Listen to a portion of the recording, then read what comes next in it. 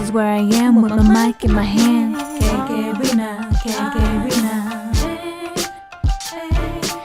Ain't nobody sweeter than me, so don't forget it. Yo, what's going on, y'all? This your girl, Kakarina.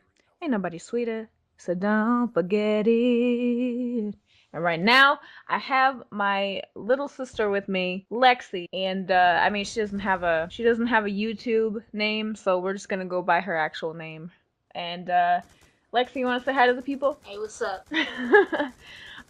She is my half sister. We have the same mother, and she is my little sister. You want to tell everybody how old you are now? 16. She's 16 years old. So I have a couple of years on her, so she makes me feel old sometimes, but she is like my favorite sister in the whole world. We are two peas in a pod, and although I don't always agree with her, like we are like best friends. And today we're going to talk a little bit about family dynamics and also the dysfunction that can happen in families. Because I know that there are plenty of people out there who don't have perfect families. You always have maybe that one weird uncle or sister or sister or brother. Yeah, someone who, you know, there's always at least one person in each family that makes the entire family like kind of embarrassed. But at the same time it's a glue. but in our family, almost everybody except for our youngest sister can make us feel embarrassed. So all right, so let's go ahead and start off with this. My immediate family is my mother and my sisters, because my dad has passed away, and he's been passed away since 2001. So I have 3 younger sisters. I am the oldest of my mom's kids. So my siblings go Liz, who is 25 now. Lexy, who is 16 now, and Sarah.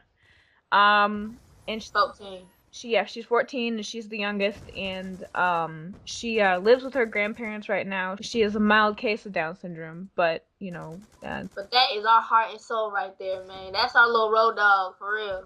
Yep, that's our baby. She is like the funniest, smartest kids I've ever known outside of my own children. I want to bring up dysfunction at the moment. Now that we got the family dynamics of my own family out of the way.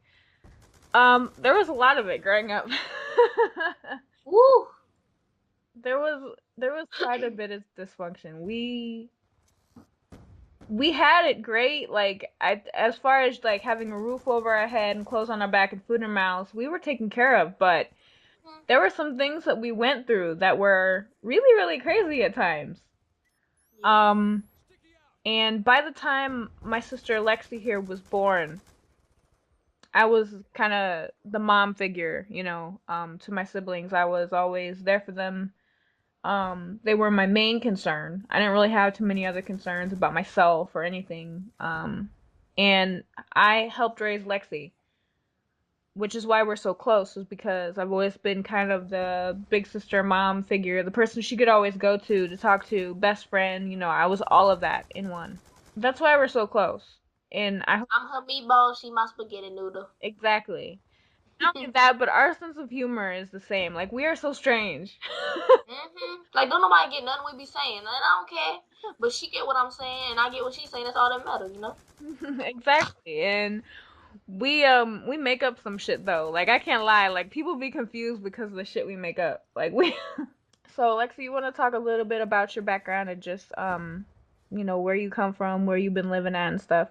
Because we all grew up in Des Moines, Iowa together, but Lexy has also grown up in Omaha, Nebraska with her dad, so I wanted her to tell a little bit about that too.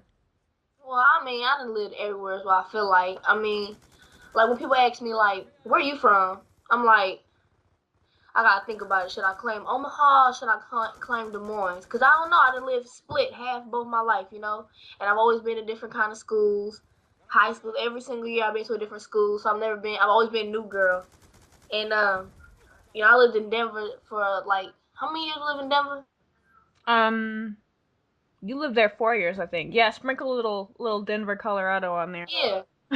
Yeah, so, I don't really know.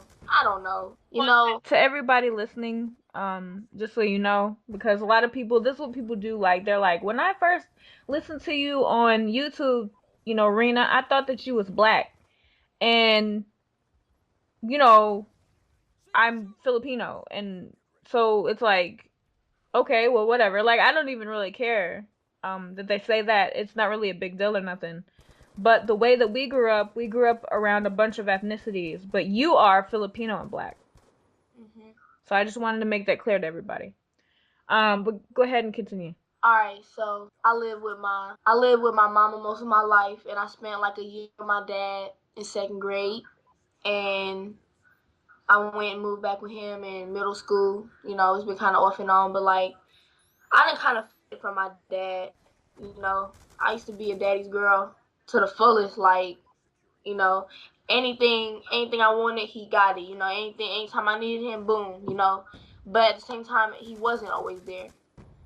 He was there, but he wasn't. You know, it was a I'm lot of Yeah, I remember it being a lot of letdowns. Like, um, I remember when he would say he was going to come get you. Like, it was really hurtful for you because you would wait there all day for him the day that he said he was coming, and then he wouldn't show up. And then it might take him a day or two to even call you and let you know that, you know, I'm sorry I couldn't come, but I had something else I had to do or something. And that was a really big letdown for you. It was a really big letdown for mom because even though they weren't together, all she wanted for you was for you to be happy. And when your dad made you sad, it made her sad. right. Cause I remember when I was young, I used to always ask mama like, "Mama, why can't I go live with my daddy?" You know, and she would just like look at me like, I don't know. You feel me? Hmm. But like, I didn't kind of, I don't know. We trying to, you know, rebuild our father-daughter relationship. You know, I talk to him every once in a while. We had a big fallout last year, and I don't know. I'm just not as close to him like I used to be. It's just like it's not there for me no more. Like, you know. But my mom, that's my rock right there. Like I love her with all my heart, you know. And we didn't always have. And what's crazy is we didn't always have the best relationship. It was kind of like I looked at my daddy as my hero, and who was the one who, the parent that really cared about me, and I felt like my mama didn't care because of this, that, whatever, and all stuff she didn't went through, and because stuff that she went through, it reflected on us kids because we was like, you know, we always got the bad end of something as what we felt. It was easy for him to be that hero for you because he didn't have to be there all the time. Like, Exactly. it was easy for him because mom had to deal with you all the time, all day, every day, but he did not have to. So it was easy for him to look like, oh, I'm the superhero for you because Exactly. Come in every weekend, buy me some clothes. Like when I say every time I went to go with my dad, I always got new stuff, new stuff, new stuff. And I was just like, see, this is the one that really cares, da da da da. But I was young, you know? yeah. But like I said, I done went through some things this past year, whatever, that really opened my eyes. Like all all through it all, my mom has only been the one that's been truly there for me. Like no matter what we went through, and me and my mom we went through so many things. But that's why she's my rock. Like that's why she's my, you know, Well, I mean, in plain old English, you love her to death. exactly, you know. And it's just that's just how I feel. You know, that's pretty much it with that with my parents. But like, um, as for siblings goes, like Tetra said, you know, she's really been the only sister that's been there for me. Liz, um, doing whatever she was doing for all her life. You know, Tetra has been there for me no matter what. We done fought. I done lost every fight because she taught me everything I know. But that's I can admit that. Like I ain't got no problem admitting that I lose a fight to my sister because my sister one that taught me everything I know. You know, and when it comes to other people, it's different. But you know, I like we done been through everything. You know, and Yeah. that's you know. And I wouldn't steer you wrong. Like, I'm not trying to put you in a bad place. Like, I want to see all my sisters succeed. So when I talk to my sisters, I always give them real talk. It's always real talk time with Rena, cuz I'm not trying to fake the funk. You know what I mean? Like, I don't want to put them in a bad place. I've been through a lot in my life. Like, Lexi can even attest to that. She was there for like half of it.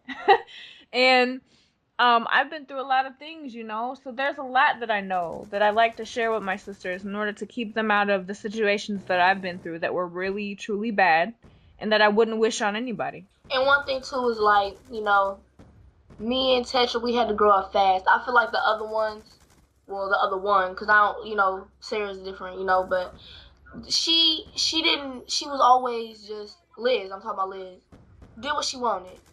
Me and Tetra, we had responsibility. She did too, but she didn't take care of it. At a young age, I started having responsibility, real young age, and that's probably why me and Tetra can relate so much to each other too, because I'm almost like a deja vu, kind of my sister. Like everything she done went through, I'm the next generation went straight through it too. Right, because we're actually 12 years apart, and when me and Liz are only 4 years apart, so I always was taking care of her, and then when you came, I took care of you, but when Sarah came, you took care of Sarah because I was off being an adult and doing other things by that time. Yep. And although I did help take care of Sarah for a period of time, after Dad passed away, I was kind of in and out. Yeah. And Lexy, I have to give a lot of credit to Lexy because Lexy was so young when Darian was born. When Squish, you guys know him as Squishy, when Squish was born and he came along, Lexy was so young, but she helped me with so much. She sacrificed school days to stay with me when there wasn't nobody around to help. And that's huge, man. Like, I feel like it's my fault that she or part of it is my fault that she had to grow up kind of quick because she helped me with Squish and all that stuff, and she didn't have to, but she did. It's not her responsibility to be looking after me and the baby. So, I'm always have my sisters back no matter what. All right, let's move on to the funny stuff. Now, we have a lovely Asian mother who is Filipino, and I think that other Filipino children will probably be able to relate to this, whether or not you're first generation American or not, doesn't matter. But when you have an Asian parent, it's like what? It's a whole other ball game. When you have an Asian parent and you live here in the United States, so you could have a Korean Asian parent, you could have a Japanese Asian parent, Filipino, Thai, Laos, it doesn't matter. If it's an Asian parent, you guys will be able to relate to this stuff, and it's so funny. All right, so my mother is good at speaking English. She's better than most of her friends. I would say all of her friends, because I have not met one friend yet, except for maybe Maria, I'm sorry, that could speak fairly well.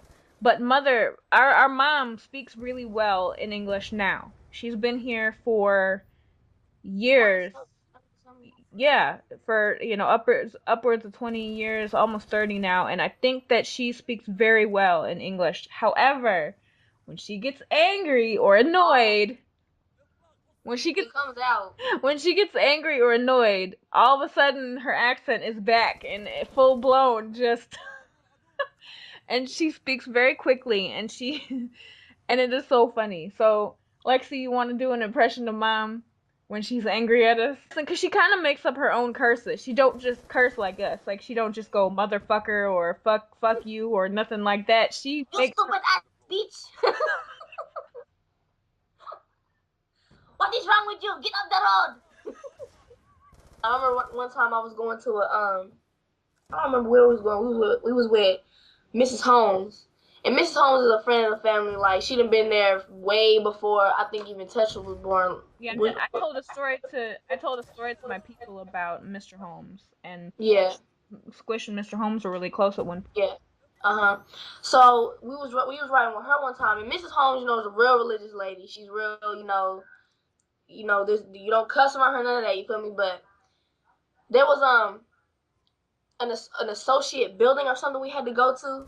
So we're driving or whatever, and my mom's like, we had to find the building, and she's reading off this paper. She's like, Mama Holmes, it's the associate building. And Mrs. Holmes stopped the car. She said, what? She was like, what did you just say? And she was like, the associate building. And I was like, she's like, associate. And you're like, Mom, I think you mean associate. Yeah.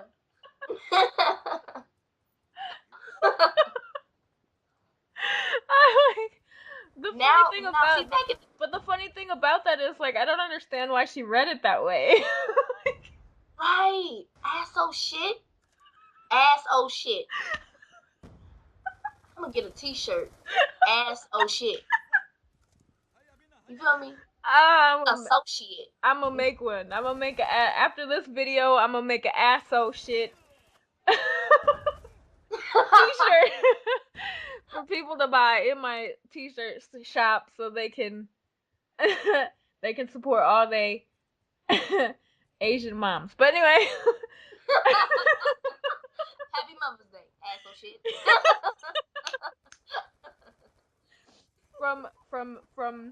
From our crazy Asian mama to yours. Happy asshole shit day.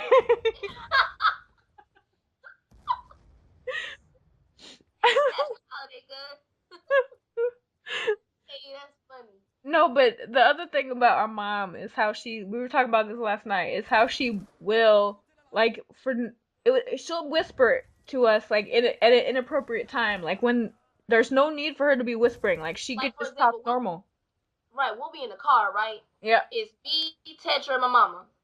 And here she goes.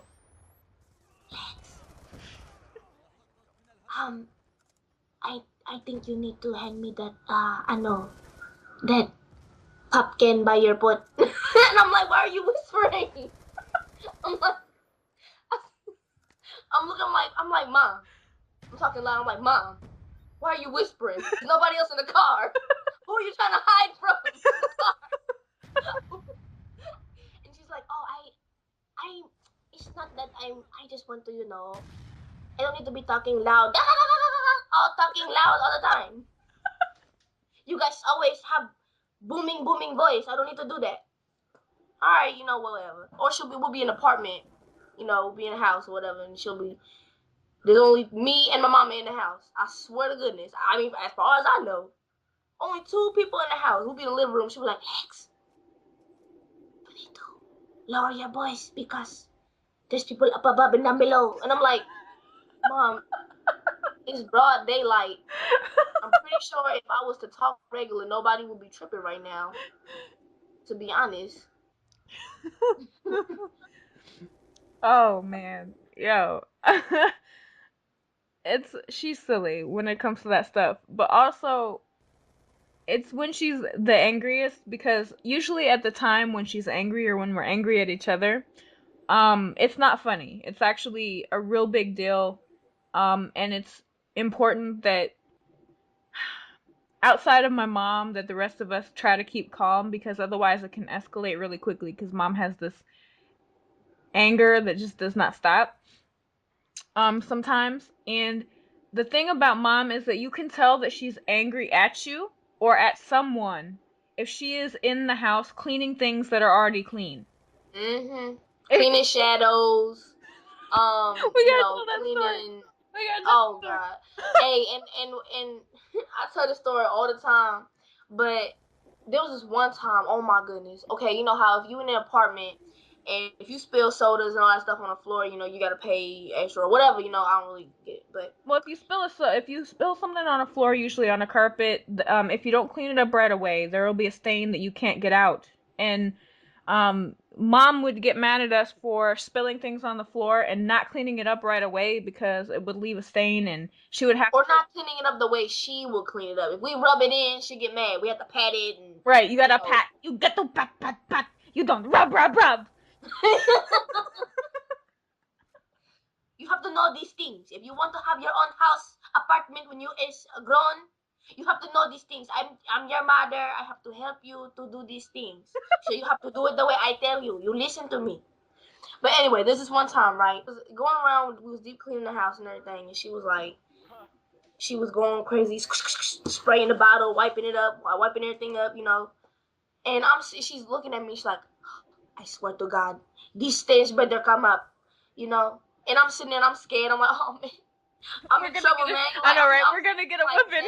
Like she be yelling at us, and I'm just sitting here like looking at Tetra, like, man, like. Yeah, Lexi's like, crap, I'm gonna get whipping because right, like I'm scared, And see, nothing. I'm pretty sure y'all can relate to, with the Asian parents. They don't whoop us with belts or they hand. I mean, at least my mama didn't. She whooped us with the bamboo back scratching sticks. She whooped us with hangers. She threw an iron at me one time. A table. Yeah. A TV dinner table thing. Yeah. You don't want to talk. You don't want to talk to her when she has kitchen knives in her hand. No. Cause she would point it in your face, you, and she would point in your face. But anyway, so she cleaned up everything, and I'm like, I'm scared. I'm like, oh my god, man, I'm scared. Like she tripping, and I'm looking at what she's spraying, right, and it's not coming up. It ain't. Well, Mom had this glass table. It was a what's it called? A coffee table. Glass coffee table. And the top is glass, and then the bottom was kind of an iron cast type thing that the glass was set on. And it was see through, and so she was scrubbing kind of under it, sort of like at an angle, and so we're looking at each other like, why is she scrubbing that? Because the sunlight was coming through the window, reflecting through the table and casting a shadow on the floor. Even though it's not a dark shadow because the table is glass, it's still a light shadow. And so Mom is sitting here scrubbing. And I look at her and I'm like, Mom, what? And I'm like, Mom, you cleaning the shadow. No, I'm not. Yeah, we're like, Mom, you do realize you're cleaning a shadow right now. Like, it's not.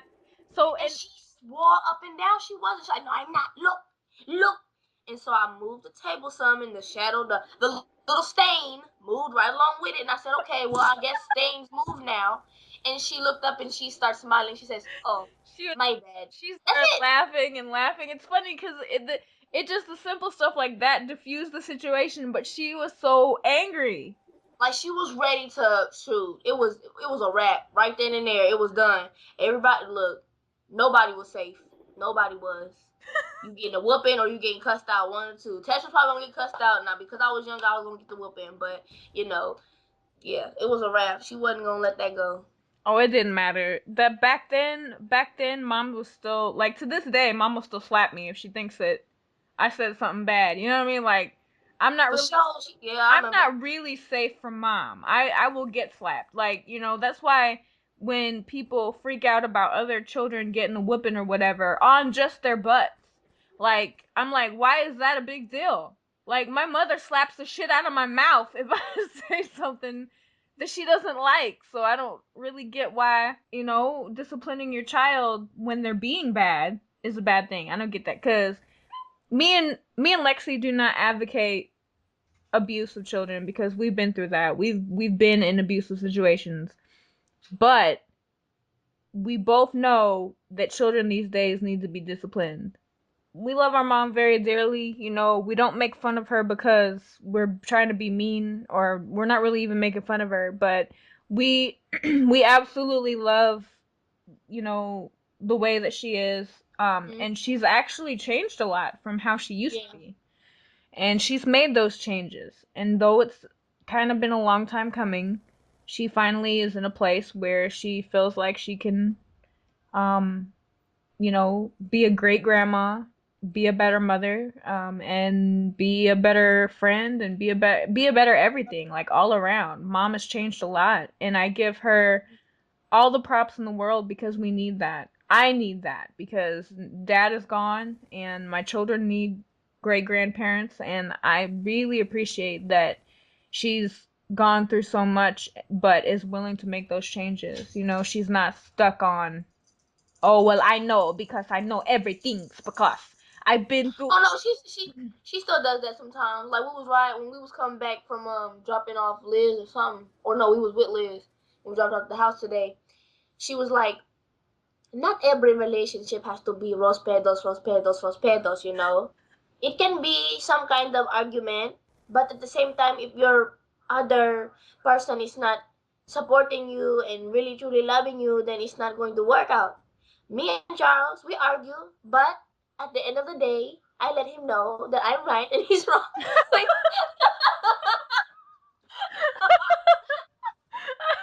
I'm thinking like, Mama, that's not really how it's supposed to go. great. And that's the other thing that I wanted to point out too. This takes us into our next segment here, is that it doesn't matter when you have an Asian parent. It doesn't matter what it is that you're going through when you live in America. You could get shot and it doesn't matter. Whatever you're going through is nothing compared to what they went through when they were kids. Exactly. Like our mom, for prime example, and you know, it's not really funny because, like I said, abuse isn't funny, but just the fact that we can never ever go through anything that's bad because she went through the worst things ever. So, for example, mom would be like, you know, we could walk in and tell her, you know, oh, our dog, like I could walk in and be like, Mom, my dog died or something, and she'd be like, that's nothing, you will be okay, because my dad, he put me in a sack and hang me to a tree and beat me. Like, that's, you know what I mean? Like, yeah, look, here's a prime example. I tell you, okay, this is one time, this was back when, you know, Darian was just born and everything, and we had to go babysit, and I went with them, and I swear, I'm trying to tell y'all, I know I was about to get kidnapped that day. I seen it. This big old fat man was chasing me around the apartment complex. So I ran back inside the apartment. I just wanted to go out and take a walk. And this big old fat man talking about, you know, twirling his finger to me. No, see, I had to get, nope. So I ran back in the house, and I was scared. So I get in the car, right? Then Mama and Tetra come pick me up, me and Dorian, and we sitting in the car. I'm like, Mom, I gotta tell you something. She's like, what? And I'm like, Mama, I really do. I got something that's bothering me. And she's like, what? And I'm like, I almost got kidnapped today. She was like, oh, really? And I'm like, yeah. She's like, oh, well. And then she went to go talk to the teacher about bills or something. I'm like, well, okay, thanks for the support. You know, I mean, I feel I'm scared for my life right now. But yeah, that's how she is, you know. And she always be like that. You know, we tell her something that we done went through. She's like, she'll put her hand on our shoulder and be like, look, I understand you feel this hard time for you, but the things that I went through in my life is so much worse than what you go through. So this is nothing for you. You'll be okay. I'm the one with the stress. I worked hard. I had to go walking miles and miles and miles to school. I didn't get to finish my schooling, you know, and you have so many opportunities that I did not have. So you are okay. You will be just fine because what I went through, as long as you didn't go through what I did. So you'll be okay. You know, it's just like, all right, whatever. oh, that story about when she was a child, you know, she had to work in her hands, and like she does this little motion with her hands. I had to work. I was 6 years old. I work in the fields with my hands. Oh, I remember this one time, and I started cooking young too because my mama, you know, she told me, she was like, I started cooking when I was, you know, 6 years old and everything. So she would, you know, there were times back in the day, you know, American teenagers wouldn't like clean our room, you know, or, you know, the kids wouldn't like clean our room, you know. It's like, what? Nah, you feel me? I want to leave my stuff around. She'll come in there. What is this on the floor? What? You leaving this?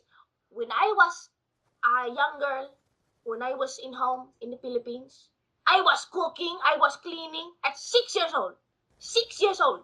I had responsibilities. You have no responsibilities. You leave your clothes around. Your room is a mess. No, yeah, I know what you're saying. Like that's how we were raised, you know. And to this day, the things that I do in my home are influenced by mom, because I even got a dog that she couldn't be unhappy with. Seriously, when I didn't even know that. When I went to go pick out Takezo, first I did want a Japanese dog. I won't even lie about that, because I am obsessed with a lot of things Japanese, about their culture, about their history, and all that. But I wanted to pick a dog that my mom could not complain about.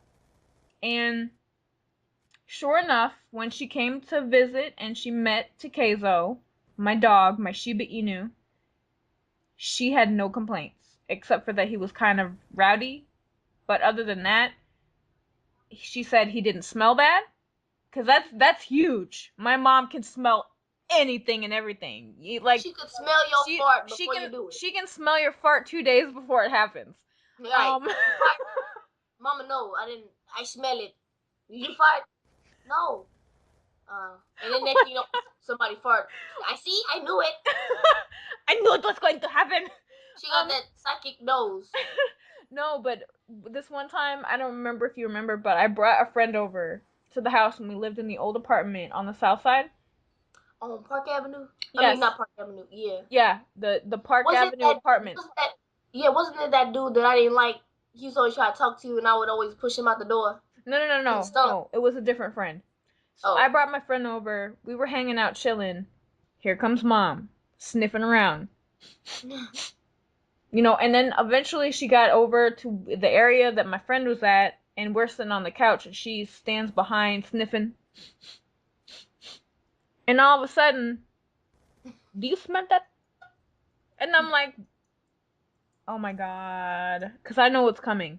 This poor person beside me doesn't know what's coming, but I do. She's like, you smell that? And I'm like, what? What? I'm like, Mom, leave us alone. And she's like, something smells. Something smells. Hold on. I'm trying not to laugh. Something smells like ass. Hole.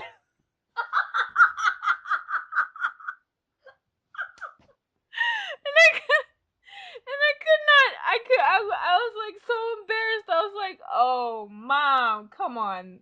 Really? We have a lot of fun. Hopefully when me and Guardian get back to Iowa, you guys will see us a lot more. And I'll try to live stream with my sister from Google Plus Hangout. I think that would be fun. You guys could jump in the party and meet my sister and ask her about how it was growing up with me as a big sister. That should be interesting, right? So we have a lot of things planned, me and Lexi, for content that we're going to put on my channel, and it's going to be so fun. You guys don't want to miss it. So this is just a tiny little itty bitty glimpse of what we're planning on doing. But I appreciate everybody watching the video and listening to our little conversation about ourselves. Sounds kind of narcissistic. But anyways, friends, loves, butt faces, until next time. You want to say bye, Lexi? Bye.